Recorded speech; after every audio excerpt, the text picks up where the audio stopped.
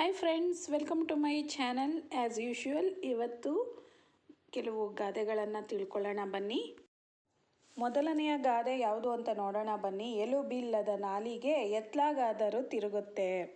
ಅಂದರೆ ನಾಲಿಗೆಗೆ ಮೂಳೆ ಇಲ್ಲ, ಅದರಿಂದ ಏನು ಬೇಕಾದರೂ ಹೇಳುತ್ತೆ ಅಂತ ಪದಗಳ ಅರ್ಥ. ಆದರೆ ಯಾರಿಗೇ ಆಗಲಿ ಮಾತು ಹೇಳಿದಾಗ ಅದಕ್ಕೆ ಒಂದು ವ್ಯಾಲ್ಯೂ ಇರಬೇಕು.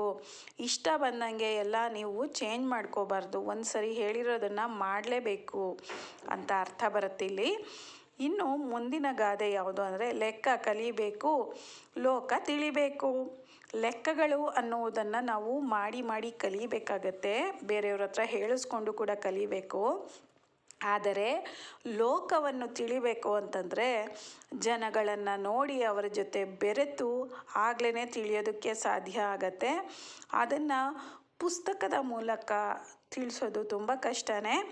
ಆದ್ದರಿಂದ ಜನಗಳ ಜೊತೆ ಬೆರೆತು ಕಲಿಯುವುದು ಲೋಕ. ಲೆಕ್ಕವನ್ನು ಕಲಿಬೇಕು.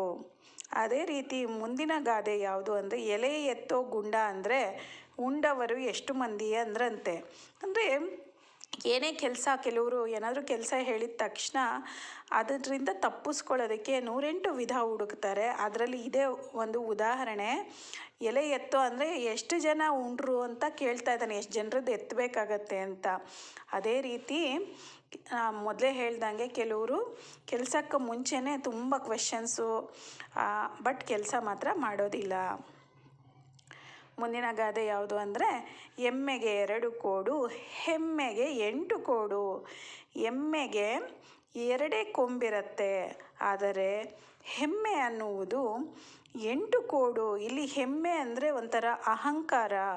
ಅಹಂಕಾರಕ್ಕೆ ತುಂಬ ಕೋಡುಗಳಿರುತ್ತೆ.